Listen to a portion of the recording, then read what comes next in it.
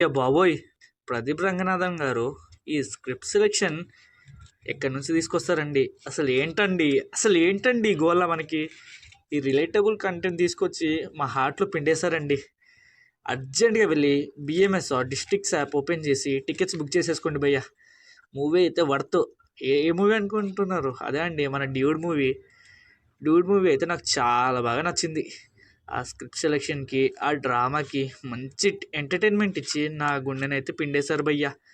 Mainly స్టోరీలోకొస్తే ఆ intro songs ఏముండవనుకోండి.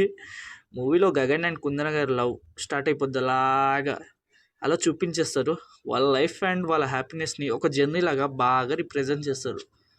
అంతే, ఇంకా చాలా బాగా ఎక్సలెంట్‌గా రిప్రజెంట్ చేస్తారు.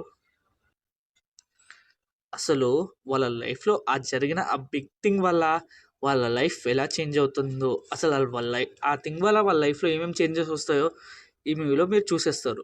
లవ్ అండ్ లైఫ్ అనే చాలా రిలేటబుల్ కాంటెంట్‌ని మూవీలో చాలా బాగా రిప్రజెంట్ చేస్తారు భయ్య.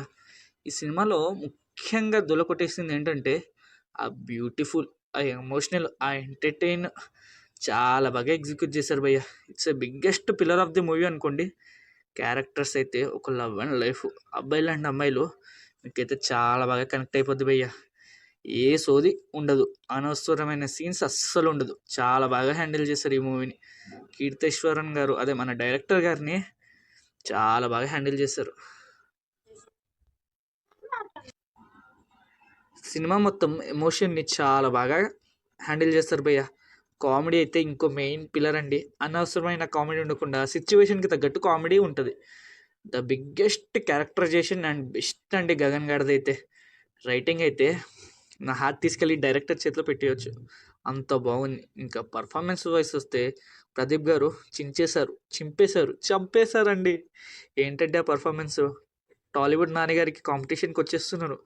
కొంచెం ఓవర్గా చెప్పేసాను అనుకోకండి, నిజంగానే అంత బాగా చేశారు భయ్య. అమిత గారు అయితే క్వీట్ అండ్ స్వీట్గా నా హార్ట్ని దోచేసుకొని తన రోల్లో తను సూపర్ అండ్ డూపర్గా చేసేసింది.